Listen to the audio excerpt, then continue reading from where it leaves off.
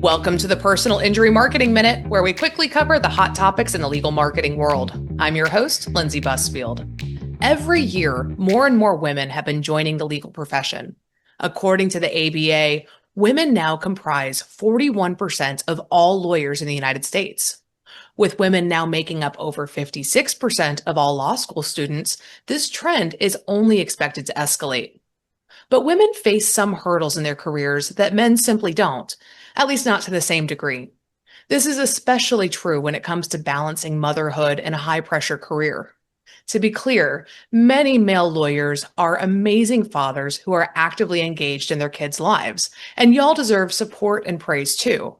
But as women continue to join the legal profession in droves, it is important to be mindful of the challenges and opportunities to provide support as we push forward in our path to legal excellence. Margaret Battersby Black, an award-winning attorney from Levin Perconti, joins us today to discuss life as a personal injury attorney and a mom with 2 young children. In 2023, she was bestowed the Carol K. Bellows Women of Influence Award, which honors those who advocate for women's issues and promote women's involvement in the legal community. Thank you so much for joining us today. Thanks, Lindsay. I'm glad to be here. Well, tell us a little bit about yourself and how you got started in your legal career. Sure. So I've actually been working in my legal career, and this is now my 18th year, I think, 17th year as a lawyer. But I actually started with this firm as a law clerk back in 2006. And so backing up a little bit, I grew up in Michigan. I come from a family of lawyers and judges. And according to my parents, I always had a sense of fairness and justice growing up, mostly about me being treated unfairly and my sisters getting better favors or whatever. And so I think that was probably a challenge for my parents, but they understood that maybe it meant that I had some spirit that was destined to, take me into the field of law. And so I did, actually, law was not my first career.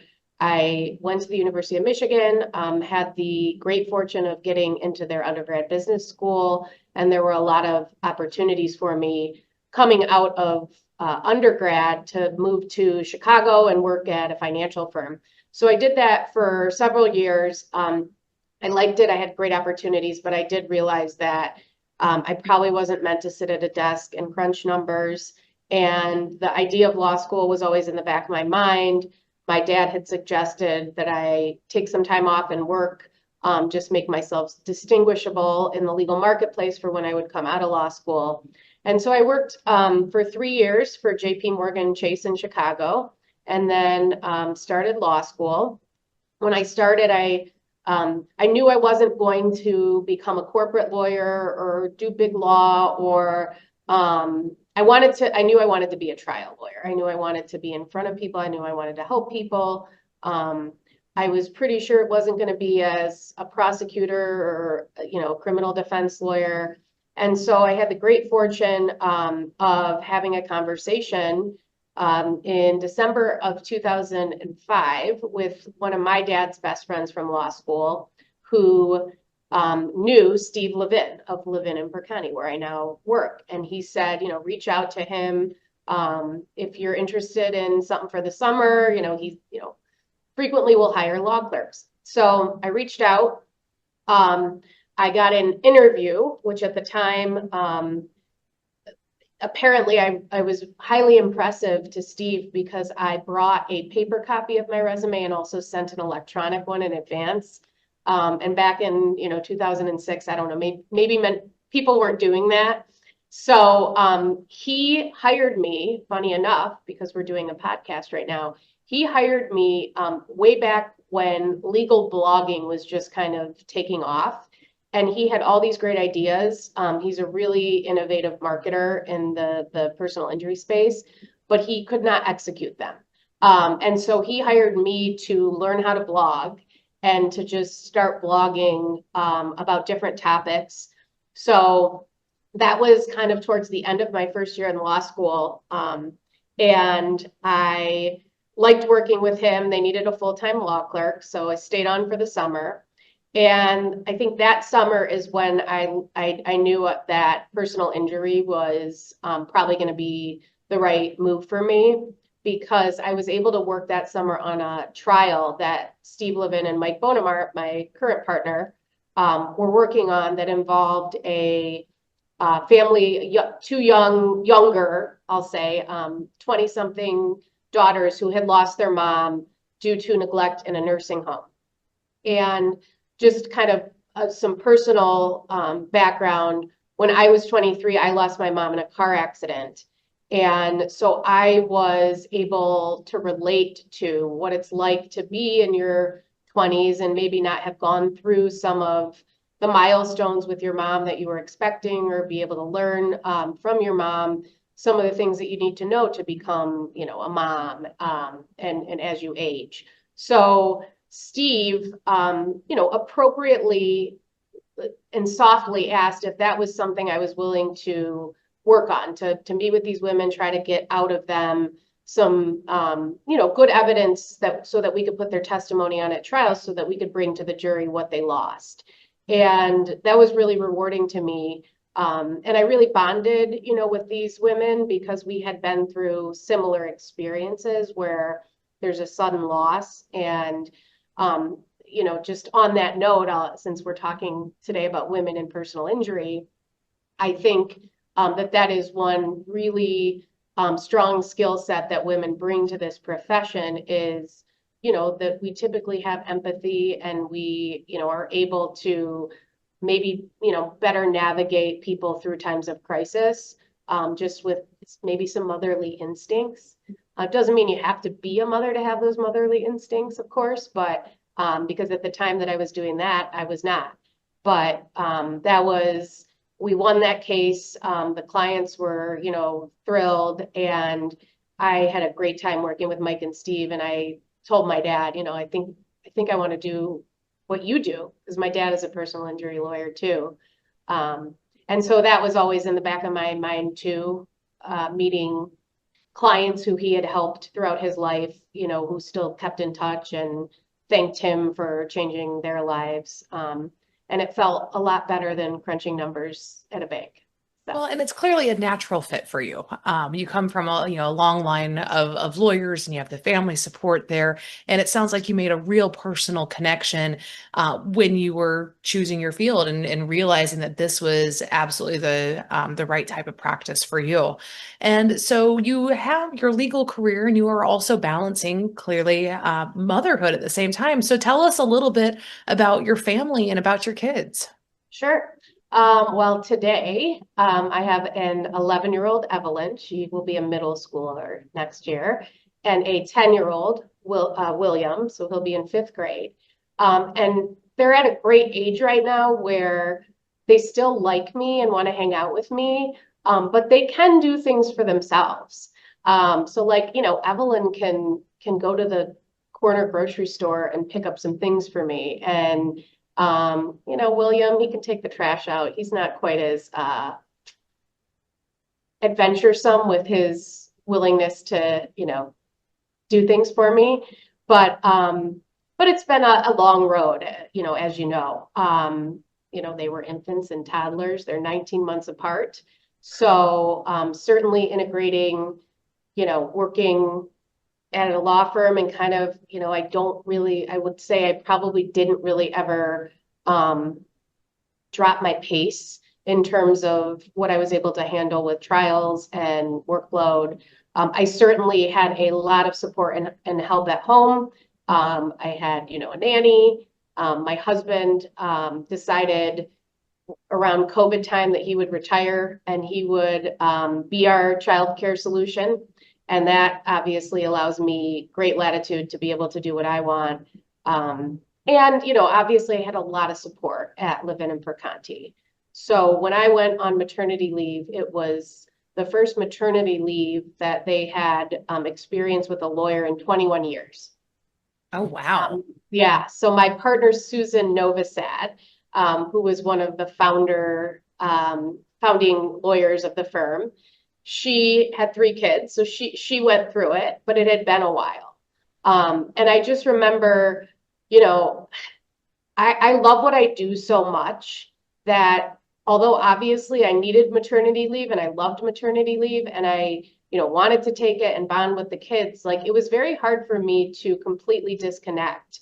And I have, really great colleagues who would keep me filled in, but still would cover things for me. So, I could spend time with my kids.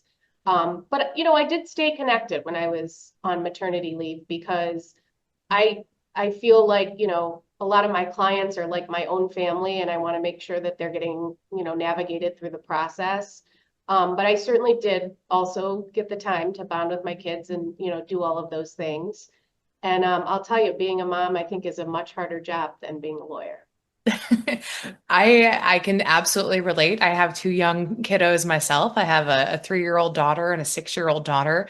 And I love hearing you say that they are a little bit more self-sufficient in the years to come Oh because yeah, my 3-year-old was very much up at 5:15 this morning and wanting to go to the grocery store and go get bananas. And I had to explain that the grocery store was not open yet. So I'm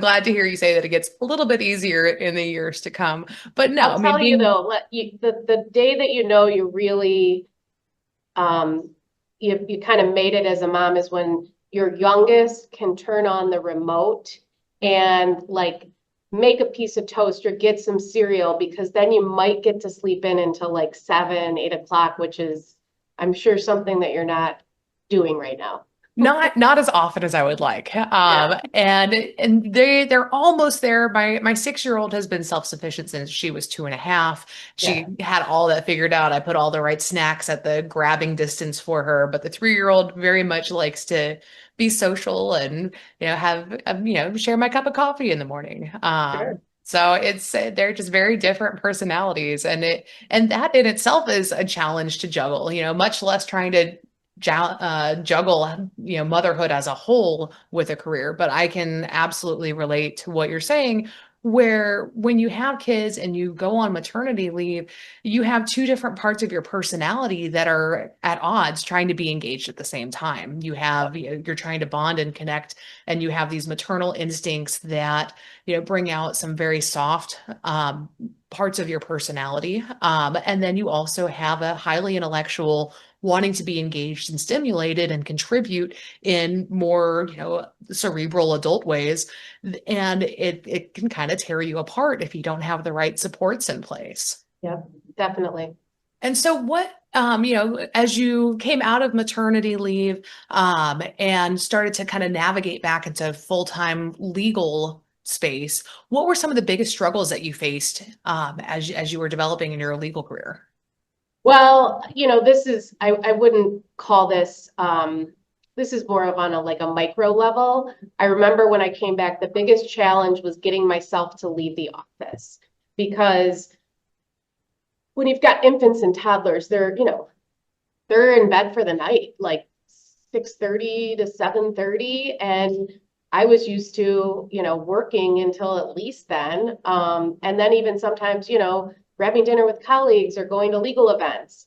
So I had to kind of like plan out when to leave. And, at the time that I had Evelyn, so this is 2013, we were equipped that if I needed to work from home, I could log in remotely. And I did that a lot in her, in the first several months following maternity leave that I was like kind of learning how to balance it because I don't like leaving things unfinished, but I would be working on something and then it would be, oh my gosh, like if I don't leave now, I'm not going to say goodnight to her. And so I'd have to just leave it and say, come back when she's in bed. So that was a challenge. I always say, I'm going to leave, and then I just find myself getting caught up in things. So disciplining myself to be able to do that was a challenge. I will say that the hardest part about being a trial lawyer and having kids is that, I know at some point on this podcast, I assume the concept of work-life balance will come up, right? And I do think for what I do, I am able to, on many, many days, plan my day out so that I have that balance. Today, for example, I'm going to be leaving at 4:30 so I can go catch my son's baseball game. Will I have to log on this evening just to kind of catch up on things? Absolutely. But I can do that today because I'm not in court, I'm not on trial. When you're on trial and you are a personal injury lawyer, I mean, forget about seeing anyone for the duration of the trial. If you do, great. But you are, I'm up at 4:45 so I can be in the office at 6 o'clock, and I'm there until my kids go to bed, and maybe I'll see them on the weekends, but I've got to work. And so that is challenging. And I think that that is one of the reasons why it's difficult to keep women in the profession once they have kids, is that when you are on trial or when you have court or something like that, there isn't flexibility. You can't just say, I'm going to work from home. You can't call off. I mean, obviously having support is important because, we're all human, and, people can be sympathetic if you're absolutely in a bind, but if you're in the middle of a trial, like, you're stuck. And so that was a transition too. My kids, as they started to get older, started to learn what trial is. And, if I would say I'm going on trial, they would, they'd be a little down. But the great thing about what I do is that I would be able to, and today, they're obviously more, they're older and more sophisticated in their understanding of the world. I'm able to say, like, I'm going to trial because there's a little boy who has a really bad brain injury, and he's not going to be able to grow up like you and go to college and have a job. And he needs me right now. And they're starting to understand that. And that is a hard thing to explain. And I mean, especially when you have young children, yeah, that is those are concepts that they are faced with at a really young age when they're raised in this environment. And even if you can rationalize your way through it, even if they can really kind of start to put the pieces together, it's a challenge and there's no way around it. It's sad when you feel like you're missing the milestones for your kids, because obviously trial isn't being scheduled around, when your daughter's dance recital is. It's not being Right. scheduled around those big milestones in life. Yeah. And that's a sacrifice that as professionals, especially as personal injury attorneys, you have to be willing to make. And it doesn't mean that you don't love your family or love your kids any less. It's just a harsh reality that women in this industry have to face. So I wish you all of the love in your family, all the love in that, because that's hard. And so I know that you're able to work from home a bit. And that's a great way that your law firm can help support you. What other supports do you have professionally that helps take the load off a little bit? Sure. Well, I mean, there are definitely some structured organizations. I'm a member of the Illinois Women's Bar Association. The Illinois Trial Lawyers Association has a specific group that we call the Women's Caucus. So I'm regularly surrounded by women who are going through the same things. So in a lot of ways, that's helpful because, sometimes you have good tips or you can give good tips and feel good about helping someone else, or you can get some good tips. And just talking through things and knowing that other people are going through it and trying to brainstorm ways to navigate and strategize is great. I would say at Levin Perconti, we almost have like an informal kind of mentoring program because we do have so many women who are working here, many of whom are mothers, many who have navigated their way through maternity leaves while here, or some who have come over maybe from other firms after having kids, but still, have the demands of school conferences and, sporting events and sick kids. And so I think we're all very supportive of one another. And, the other thing I think is just kind of being able to encourage people who are going through, days or even weeks or trials where they think like, I can't do this anymore. I don't think I can make it work, just to kind of say like, you can make it work. We're here for you. But you know what? I mean, some people, they can't make it work. And there's still a role for people in personal injury law, who maybe don't have the flexibility to be able to try cases. So I think that's another thing that we've done is we've been able to accommodate people who maybe, can't commit to that kind of a schedule. And then the other thing, of course, is, our policy right now in the office, and this has obviously changed since before COVID and then through COVID, is that lawyers are allowed, if they need to, 1 day a week to work from home. Certainly, if something comes up, it's flexible where you could work from home more than 1 day. But on the other hand, when you are in the office and you're surrounded by, like I am, really smart lawyers, many of whom are women, but also many of the men fall into this category too, who are parents and who are, going through different things on their cases, and you can see and interact with people. There are these just little micro interactions that occur when you're in an office setting that are kind of important to both your morale and also just your development, because someone comes into my office because I'm here and starts talking about a case, and maybe I've had this exact case or I have a brief or something like that. If we're sitting at home and we're independently working and I don't have an occasion to see that particular person, then, that interaction doesn't happen. So I do feel that it is important to be in the office, and as a managing partner, obviously, even if I don't have anything that takes me to the office, like court or a deposition, just being here and being a resource is important. So while, flexibility and the ability for, women to be able to fulfill their second role or their second job as moms is important, it's also important to be around to support each other and to see each other and to have those interactions. Well, and it's fulfilling to have those interactions. So, I mean, I find that when I'm talking with my colleagues, and there's a very different atmosphere in person, or when we are, on Zoom because we are all remote, but having that face-to-face interaction. Or sometimes my business partner, Len, and I will just have Zoom on and we'll be working and just be like, oh, well, did you see this or that? And then be working on something else. But just having that accessibility fosters conversations and creativity that you wouldn't necessarily have if you are, separated and isolated at home. It feels almost like an intrusion if you are pinging somebody who is at their house. It's like you're going and knocking on their door as opposed to being in the same bubble together. So Right. I absolutely support, especially within law firms, being able to collaborate and get together when it's for the benefit of your clients and for the benefit of the growth of your law firm.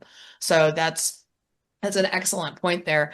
And then having that camaraderie, having the other women and men who are parents who are kind of in the same boat as they're trying to navigate parenthood as well as being legal professionals.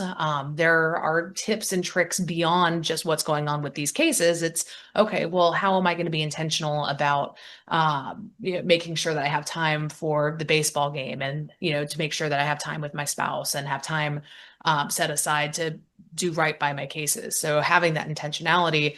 And yes, let's talk about work-life balance. How do you handle the expectations of working those long hours while also handling the responsibilities of being a mother and a spouse and all of these different things? What do you do to make sure that you are structuring your time appropriately, both to make sure that you have the hours in for each segment of your life, but also for your mental health?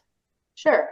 Well, I think, I hate to say it, but there is a misconception about work-life balance. I happen to think that if you like what you're doing and you're passionate about what you're doing and it is a part of your identity, and you like going to work, that I think you feel less, I don't know if I say guilty or if I would say you don't think about a work-life balance quite as much as if you don't like your job, it doesn't matter if you're there for 8 hours or like 14, right? So, I get up and I like coming to work. Are there times where I really wish I could prioritize something else? Absolutely. But a lot of times I can do that.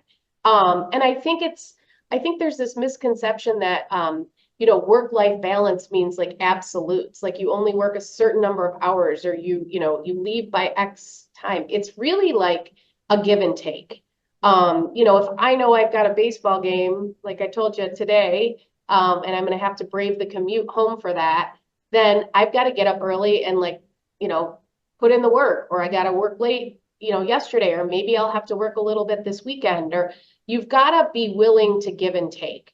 And that is how I make it work. I mean, you can go to all of your kids' events if you want to go to all of your kids' events, obviously with the exception that you maybe are on trial or due in court or something. But then you've got to actually, on the back end, you've got to give some things up, right? I always say the first thing that I give up when I'm really busy at work and I want to do things with my kids is working out. I mean, that's important for your mental health and your physical health, but I like doing stuff with my kids. I like what I do for work. So I'm fulfilled with that as well. Social life, the social life I engage in these days is usually going to legal events or chatting with the parents at baseball, soccer, and dance competitions. And that's going to change, right? I mean, I'm going to miss it when it's gone, but that's the state of my life I'm in right now. So, the way I think you can have this work-life balance is it's neither is going to be less demanding on you. You've got to be prepared that you've got to still put in the work and the time and, to develop your career and to help your clients. But you can do it at non-traditional times these days with all the technological, tools that we have. It's just, you got to be willing to do it. And I think people who struggle with that concept are people who don't understand that you've got to, on the back end, make sure that you keep your commitment. I think people sometimes want to, they want to go to work during certain hours and then they want to take off work to attend important family or, child care activities. But then they get stressed out because they didn't finish something at work and maybe they're unwilling to then log back on and finish it. And, then the next day the stress builds up. And it's not a perfect science. And of course I still struggle with it, but that's my mentality. And so I think that helps when you come to that realization that when they say it's like a balance, it's like, well, there's always going to be your commitment that you're going to have to make to your profession. You can balance when you do that sometimes and be able to, dip into everything. But obviously sacrifices have to be made somewhere. Well, and I think it goes back to a point that you had made earlier, which is you need to have the right expectations for your career. And this is not, it's not easy. And it's not something that everybody can do. And Right. you are fortunate enough to have a law firm that supports you. You have a husband who is able to give more of his time to family and be the support there and be an anchor there. And that all balances out. And not everybody is able to build that kind of lifestyle. And so I think it's important that listeners here understand that they need to have appropriate expectations and be very cognizant of what assets they do have in their life and what that allows for them to be able to do and not do. So it's not going to be a perfect world. And yes, you need to be able to pour from, X amount from a certain cup. But if you don't have those cups there, then sacrifices are going to have to be made. And a lot of times, historically, it's been women who have had to make the sacrifice of their careers to stay home and fulfill that child development role. And it has turned the personal injury world, especially because of trial, into very much a boys' club for a very long time. And men have dominated that field. And as more women are starting to come into this field, it's important to recognize their contributions and the sacrifices that they make. And they bring a skill set and unique qualities that are unique and special. So can you talk to me a little bit about your take on the unique qualities that women bring to the personal injury field? Sure. And, this is a conversation. So something you said kind of resonated with me. Um, there, like, I feel like a little bit like I'm talking right now, like, oh, I've got it all under control. And, it's so I just do what I have to do. I mean, there are days where I am disappointing everyone in my life, my family, my friends, my coworkers, like, make no mistake about it.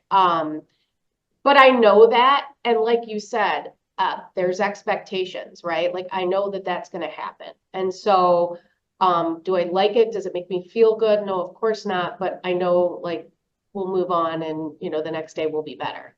And so, on that note, I think along the lines of kind of transitioning from this work-life balance, which I'm putting in quotes for those who can't see us, and the unique qualities that women bring, I think it's interesting that generationally, I think there's a little bit of a shift. I know that a lot of the men that I work with who, have young kids or who've just gone through, their first delivery or, their wives are pregnant, men do a lot more these days. And there is more of a sharing of the, household responsibilities. And so that certainly is helpful. And also it has kind of a little bit even the playing field in that, some of the younger men that I work with, they've got to go to childcare obligations and they've got to say they can't do certain things because, wife is at a business meeting or they've got to be home for the kids too. So I think, that has leveled the playing field, just some societal changes. But anyhow, I think it is important to have women at your firm. I mean, first of all, a lot of personal injury clients are women. My firm happens to handle a lot of areas where I think are more like women dominated in terms of the victims and even the plaintiffs. So we do a huge practice of birth injury. So obviously we've got women who, have gone through the pregnancy, labor and delivery, and something's gone wrong. And now they're mothers with disabled children. I'm fortunate that I don't have disabled children, but I'm a mom. And so I certainly have that empathy, gone through the labor process. I know the right questions to ask. We also handle a lot of nursing home abuse and neglect cases.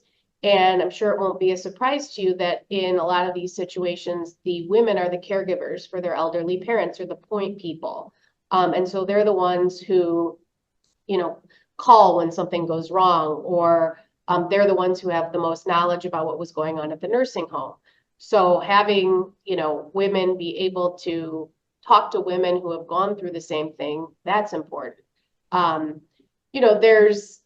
There's also having a woman in a courtroom, right? I think that most law firms these days recognize that having a woman on your team is important for a number of reasons. We may notice something about jurors that the men don't. What I've noticed in a lot of courtrooms that I've been in where there are women who are moms, is that we tend to play kind of like the mom for the courtroom, right? So it's like, if a juror looks like they, need to go to the bathroom, maybe we'll ask the judge for a bathroom break, or, if someone is raising their hand, but everyone else is too busy to see it, we can call that out. And, just there's something about having like a woman in charge of your trial team, just making sure that everyone is taken care of. People are fed, people, know their responsibilities if someone's having a bad day. Now, on the other hand, think about how much mental work that actually takes, right? And if you're doing that and you're also in a courtroom and you're trying to, cross-examine witnesses or give your opening statement or make arguments to the judge, that is a lot going on. So just the kinds of skills that women bring into the courtroom are just so multifaceted. And it's hard because it's hard to turn off, your mom hat when you're in there and you see that someone's got like a string on their dress and you want to brush it off or whatever it is. But, I happen to think that like sometimes that may score some points with the jury, right? And of course, the juries these days are comprised, typically equally, if not more, of women. Now, on the other hand, there's some who believe that women are each other's harshest critics. So that brings up some interesting things about, you're always being watched in the courtroom, what you wear, how you do your hair, your makeup, shoes. And, that's another whole aspect that you've got to really be concerned with when you're trying a case and you're in front of a jury and a judge, and you're a woman. People like it or not. For some, they want to know what you're going to wear the next day. I mean, that's just like what I've learned from talking to juries after, having a case is that there are some people who talk about that in deliberations. Well, and it's funny that you mentioned that. We did a podcast a couple years back on what to wear to court. And that made for a really interesting episode. And it is women's fashion is much more of a consideration because nobody really cares what color tie Joe is going to be wearing to court the next day. But Right. if there's a short skirt or a short cut blouse or, what color, what fit, what cut, like all of those things are very intentional in women's fashion and are built to be noticed. So it brings a very different dynamic, where you're not just an attorney, but you're also a model and you're a mom and you're taking care of all of these different things. And it's trying to juggle and balance all of this while trying to, sway a jury, convince a jury, and empathize with them and bring all of these pieces together for your case. It goes so much further beyond the actual components of the case itself. So it clearly a struggle, but the right attorneys, the right women in these roles can really bring a very powerful force when they are managing it appropriately and using all of these pieces to their advantage. And so clearly when trying a case, there are these different skills and unique values that women bring to that. But do you find ever in the marketing or in when you are vetting a prospective client that prospective clients are drawn more to you because you are a woman? Yes, I definitely have experienced that. I mean, I've also been on kind of like the opposite end of that, particularly in the beginning of my career. The other day I had someone who called me and said they had looked up my profile online and I was wearing pearls. And, for some reason that just resonated with them and they like thought they could trust me and they wanted to hire me. And, we do also handle a lot of sensitive topics. We handle a lot of sex abuse, or sex assault cases in, like, for example, massage facilities. And a lot of times people will call and say they want to speak to a woman, at least initially. And then I've also had moments in my career, I'll tell you, granted they were earlier, but I wouldn't be surprised, honestly, like if they still crop up, even as I've established myself and I'm a managing partner here, where I've said I need to bring in like the gray-haired male. I need them to hear exactly what I'm saying from this guy, to try to see if I can, get them to understand what we think they should do in decision making in a case. Early in my career, I would be called actually to sign up cases by some of my male colleagues. Like, we want you to go out. We think that you'll resonate with them, and we think a woman needs to be the one to sell them, or to partner up with someone else who's going out. So yeah, I mean, I think more and more especially with what I do, because, we deal in this human misery and suffering, people understand the assets that women bring to the cases and, to the legal team. Well, and it's undeniable. I think women definitely bring empathy. They bring the ability to multitask. They bring the ability to be a part of to relate with a prospective client or an existing client on a situation that sometimes a man just can't, especially when it comes to birth injury or it comes to something that is, deals with female anatomy that a man just can't necessarily relate to. So, having a woman on the team, being in a leadership role in the team, is a huge asset. And as we leverage the strengths of the female attorneys, it's also important to build supports for them. So, what can law firms do to support their female employees? So, one of the things that, I've obviously talked about the just kind of giving you the flexibility for women to like stay in the profession and stay in this role, which is giving flexibility when you're not on trial, right? I mean, because there's going to be zero flexibility when you're on trial. So doing that, encouraging women to join groups, that of women that are supporting each other in the same roles. I think marketing your women, right? Because we talked about the fact that there are clients who are looking for women, or who want to see some diversity when they look at what the law firm's bringing. My law firm has been great about doing that. I mean, first of all, just for me personally, Steve Levin, the founder of the firm, and I had a talk when I had proven myself capable to him, as a lawyer and someone he wanted to work with, about, trying to take advantage of my role as one of the few young women that were, trying cases and getting results and in this industry. So, giving them opportunities to speak at conferences, to, network with judges and other women lawyers, to handle big cases, to be on, winning teams, and then to give them the credit when they're on these winning teams, that allows them to continue to market themselves. So that's, obviously very important. I'll say this as someone who I can say maybe now is like older and wiser, but I definitely got bullied when I was a younger female in the legal profession.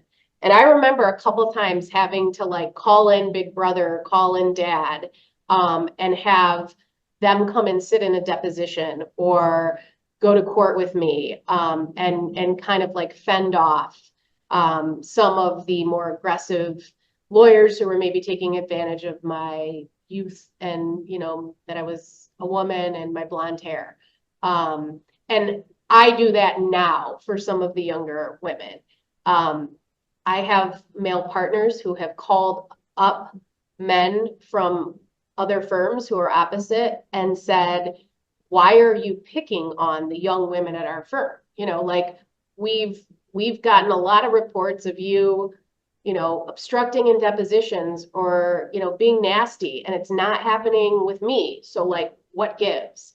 And just kind of like making sure that, we're protected a little bit. Now, I don't really need protection anymore, but it's really challenging being the young female lawyer in this room of, men who have been doing it for, 30 years, who think they need to tell you how it is. Luckily, like that kind of thing for me just kind of inspires me more to like be better and be more prepared and just stand my ground. But it's not that easy for everyone. So that kind of support is important too.